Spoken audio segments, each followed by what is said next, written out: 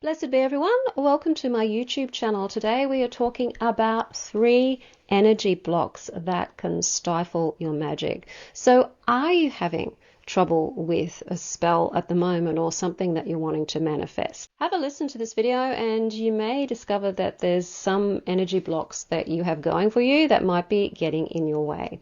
Before we begin, I'm Sandra from MysteryWitchSchool.com, author of Crafting Your Wiccan Path and also the creator of the Mystery Witch School 101 Academy. If you want to know more about Wicca and Witchcraft, Tarot, Magic and Shadow Work, hit that subscribe button and the notification bell so that you don't miss any videos. If you want to become a great spellcaster, I have a free PDF called the Spellcaster Checklist. There's a link in the description field below this video for how you can download that guide.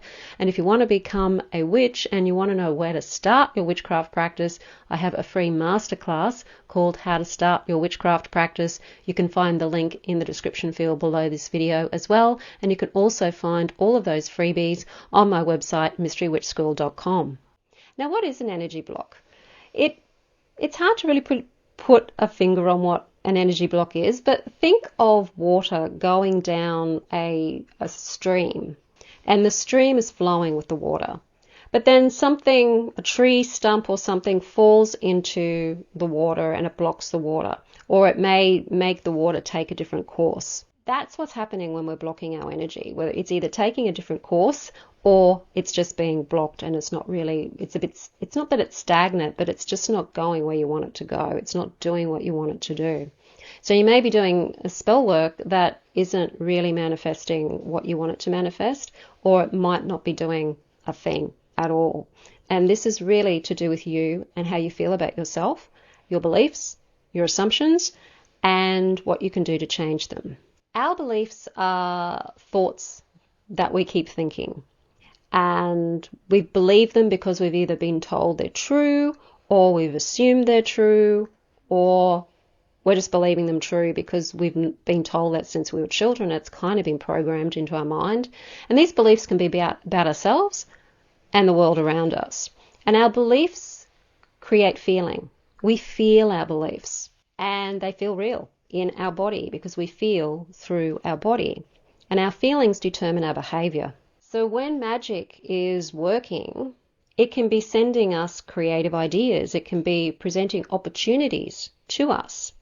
And we have the choice then to act on those opportunities, investigate them, or to act on those creative ideas. But if we're feeling blockages, if we have certain beliefs about ourselves in the world that are stopping us from even recognizing the opportunities or recognizing the creativity, then we're not going to do what we need to do to help that magic come into the physical world. We're not going to be able to fully manifest it because we're not taking the action to manifest it. Because magic does require some action on our behalf to manifest. We do have to do things in order for the magic to happen. Even if it's something that's manifested on your doorstep, literally, you still have to open the door and pick it up and grab it and take it wherever you want to take it. So there's still action that we have to follow up on to allow the magic to work. Now, the first energy block is the fear of failure and the fear of success. They go together because usually you have a fear of both. Failure on one hand can just simply mean that it's going to make you feel bad about yourself, that you're not good enough. It's going to reinforce those feelings of not being good enough. It might feel like it's reinforcing those beliefs that you don't have the capacity to do magic, you're crappy at it, or you can't manifest. The fear of success is all of those things that you fear as the result of what it is that you want. You can succeed in having what you want, but that might mean that there's changes in your life that you don't necessarily want to change. There's people coming into your life that you may not want them to come into your life. There's other repercussions of you having success, basically, and you can be afraid of that. You might be worried about what people will think of you if you succeed, that people will be jealous, people will call you names, people will say you're greedy or selfish or whatever it is. You may fear criticism from being successful. So it's almost like there's a no-win situation. If you fail, you're going to feel crappy. If you succeed, you're going to feel crappy. But these are all part of the belief system that you've inherited, that you've picked up as a child, and they're not necessarily real. And even if some of your beliefs are real, like the reactions of other people, because some people may react that way. You still have the capacity to overcome that, not be concerned about what other people think of your success. So, do you fear failure? And if so, why? And do you fear the success? And if so, why? The next energy block is worthiness or lack thereof. A lot of us don't feel worthy of having what it is that we want.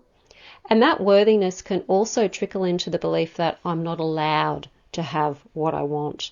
And this, again, comes from childhood, where we've been told we're not allowed to have things we wanted, or we've been told that we're worthless or we're not worthy of it, we haven't earned it yet, we haven't done enough suffering yet. All of those beliefs can fall into this category. Some people believe they have to suffer to get what they want.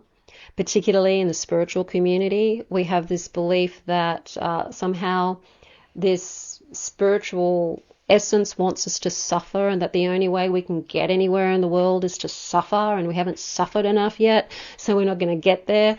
And of course, if we have these beliefs that we're not worthy or we're not allowed or we haven't suffered enough, we're never going to get what we want, because we're always going to believe these. And until we change these beliefs, we're still going to feel unworthy or feel like we're not allowed for whatever reason that is. So do you have beliefs that you're not allowed? Do you have beliefs that you're not good enough, you're not worthy for it? Beliefs that there's something about you or some power out there that's somehow stopping you because you're not there yet, you haven't suffered enough yet.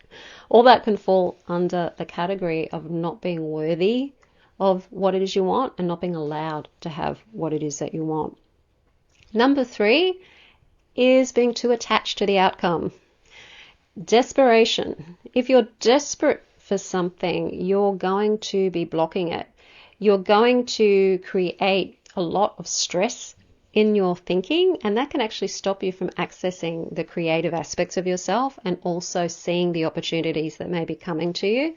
So if you're so desperate, that can actually put blinkers on and energetically put blinkers on you. So even though it doesn't make sense that you have to let go of wanting what it is that you want in order to get it, you kind of have to do. You have to do the spell and then go, I put it out there, and if it happens, it happens. If it doesn't, it doesn't. Either way, I'm good. Either way, it's going to work for me. And that is the best attitude to have when it comes to magic, is to put it out there, have that attitude, but still live in the wish fulfilled. Still imagine what it's like to already have that result in your life, and that you're living your life from the result rather than from the need for that result to happen.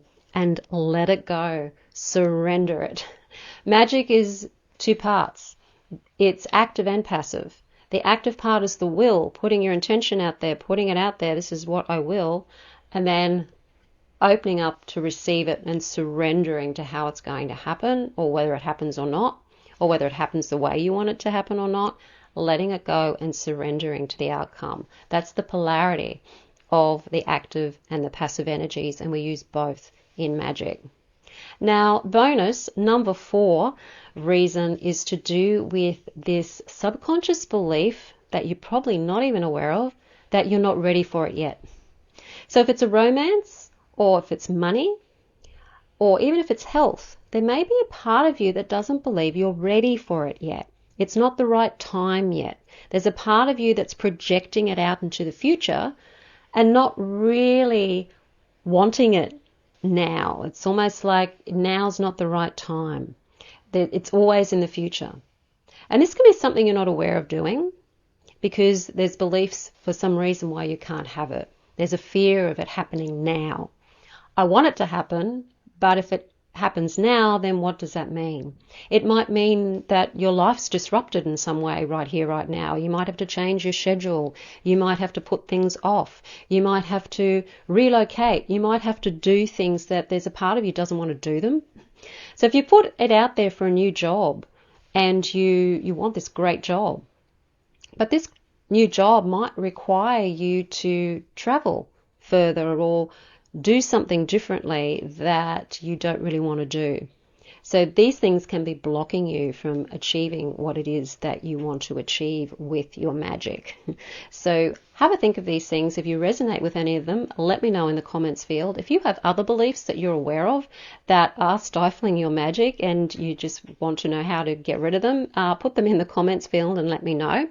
I do have another YouTube channel called @Sandra Inman Tapping, and I have EFT tapping videos that can help you with a lot of these beliefs and help you really tune into what these beliefs feel like, and then to change those beliefs and release them so that they're not stopping and stifling you and your magic anymore. So do have a look at the Sandra Inman Tapping channel. If you do want to become better with your magic and you're wanting to learn to become a good spellcaster, I have a course called The Witch's Guide to Magic, and that focuses on 4 key aspects of magic that most people are drawn to magic for, and that is for money and success, for health and wellness, for romance and relationships, as well as protection and defense magic.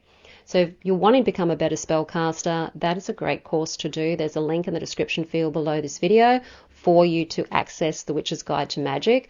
And if you want to be better at witchcraft and to bring it into your life on a spiritual basis and really connect to yourself and your path, then the 12-month course, the Mystery Witch School 101 Academy, is a really great place for you, because not only do you learn about how to be a witch and how to incorporate it into your life as a spiritual practice, you also get the Witch's Guide to Magic as a bonus course as well. So you're getting 2 courses for the price of 1 course when you sign up for the Mystery Witch School 101 Academy. All of the information about my courses are in the description field below this video. You can also go to my website, mysterywitchschool.com, and have a look at all of my courses there as well.